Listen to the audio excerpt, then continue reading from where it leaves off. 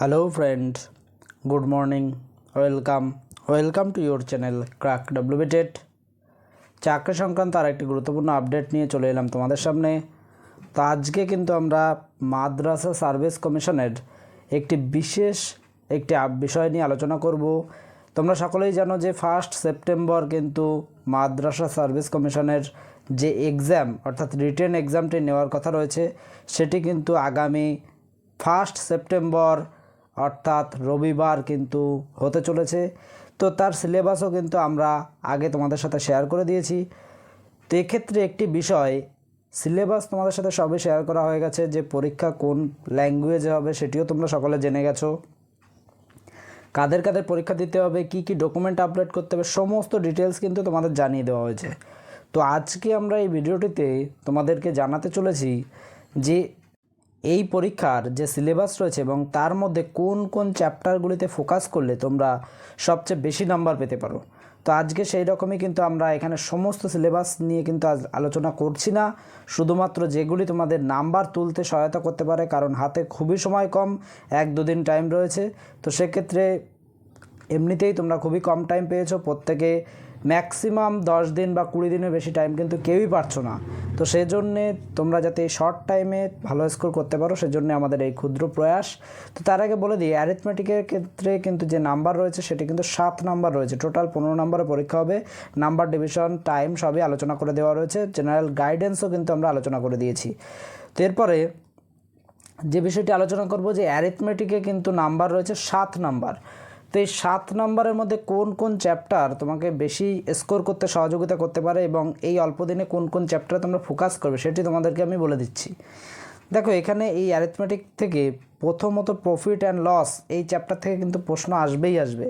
তো এক্ষেত্রে এই চ্যাপ্টারটিকে ফোকাস করবে এবং তোমাদেরকে আগেই যেমন বলেছিলাম যে কোশ্চেন হবে কিন্তু 8 স্ট্যান্ডার্ড, অর্থাৎ খুব জটিল অঙ্ক ট্রাই করার দরকার নেই, খুব জটিল অঙ্ক ট্রাই করে মাথা নষ্ট করার প্রয়োজন নেই, যেহেতু তোমাদের মাপকাঠি ডিটেক্ট অলরেডি করেই দিয়েছে কমিশন।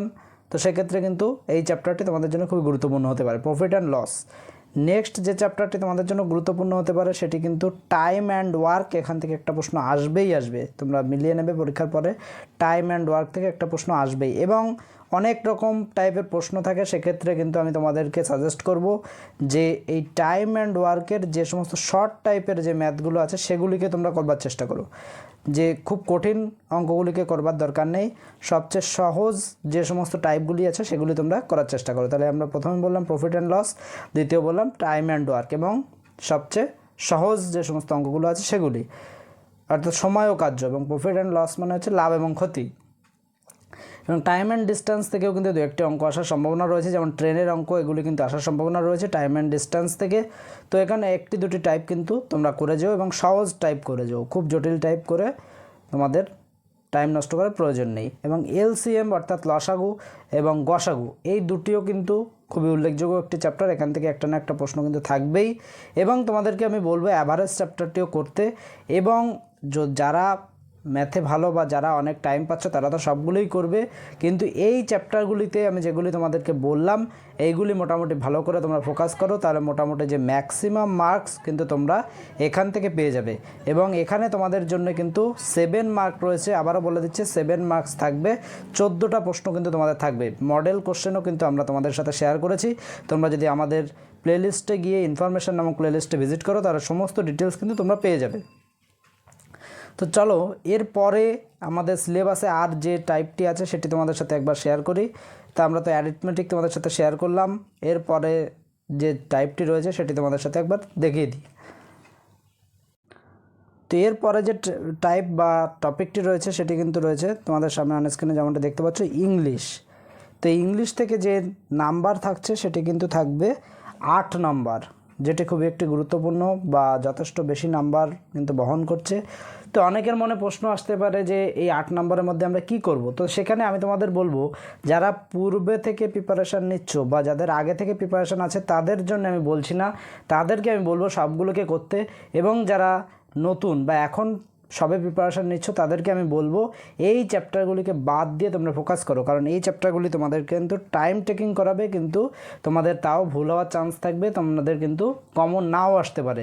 তো তার মধ্যে প্রথমে আমি বাদ দেওয়ার বিষয়টি বলি, ভোকাবুলারি এই জায়গাটি তোমরা বাদ দাও, সিনোনিমটি বাদ দাও এবং অ্যান্টোনিম যেটি রয়েছে, এই তিনটে কিন্তু যারা বেসিক বা যারা প্রথম শুরু করছো বা অল্প দিনে প্রিপারেশান নিচ্ছ তারা কিন্তু এই চ্যাপ্টারগুলিকে বাদ দাও, কারণ সিনোনিমের কোনো কিন্তু নির্দিষ্ট সিলেবাস হয় না যে এখান থেকেই আসবে।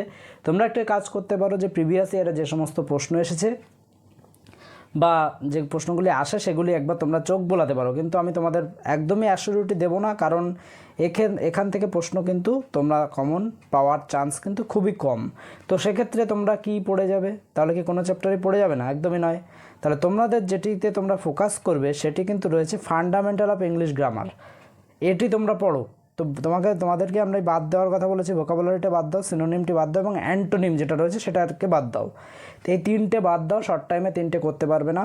তো এক্ষেত্রে বলবো ফান্ডামেন্টাল অফ ইংলিশ গ্রামার যেটি রয়েছে, ইংলিশের যে বেসিক জিনিস অর্থাৎ পার্ট অফ স্পিচ যেগুলি রয়েছে সেগুলি সম্পর্কে প্রিপোজিশনের ইউজগুলো ভালো করে দেখে যাও এবং স্ট্রাকচার অফ সেন্টেন্স, যেহেতু এটি একটি খুবই গুরুত্বপূর্ণ একটি চ্যাপ্টার এখানে উল্লেখ করে দেওয়া রয়েছে, সেক্ষেত্রে আমি বলবো স্ট্রাকচার অফ সেন্টেন্স অর্থাৎ সেন্টেন্সের যে স্ট্রাকচার রয়েছে, সাবজেক্ট, ভার্ব, অবজেক্ট, এগুলির উপর বেস করে কিন্তু বিভিন্ন প্রশ্ন আসতে পারে, এরর কারেকশন আসার চান্স রয়েছে, শূন্যস্থান আসতে পারে। তো সেই জন্য আমি বলবো সেন্টেন্স স্ট্রাকচারগুলো ভালো করে দেখতে, টেন্সের অ্যাকর্ডিং কোন সেন্টেন্সের স্ট্রাকচার কী হয় সেগুলি তোমরা ভালো করে দেখো, অর্থাৎ টেন্সটি তোমরা দেখো, পার্ট অফ স্পিচটি তোমরা দেখো, তার মধ্যে noun, pronoun, verb, adjective, adverb, preposition, conjunction, interjection, এগুলি সম্পর্কে খুব ভালোভাবে একটি নলেজ নিয়ে যাও। সেন্টেন্সের যে গঠন, সাবজেক্ট, ভার্ব, অবজেক্ট, সেটিকে দেখো, টেন্সকে দেখো এবং এই সম্পর্কিত এরর কারেকশন পারলে দু একটি দেখো, কারণ এগুলি কিন্তু তোমাদের নাম্বার ক্যারি করতে সাহায্য করবে। আর ভোকাবুলারির পেছনে যদি এই অল্প দিনে টাইম দাও, আমি একদমই বলবো না যে তোমরা করো না, যারা করতে পারবে নিশ্চয়ই করবে, কারণ আমি এই কারণে বলছি যে মিনিমাম ভোকাবুলারি কিন্তু 1000টি যদি তোমরা করো তাহলে হয়তো একটি কমন পাওয়ার চান্স থাকবে।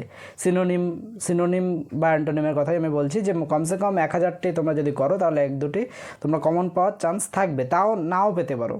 তো সেই কারণে আমি বলবো যে বিষয়গুলি বললাম সেগুলিকে ফোকাস করো, তাহলে কিন্তু তোমাদের যে নাম্বার সেই নাম্বার কিন্তু একটু হলেও তোমরা বেশি ক্যারি করতে পারবে।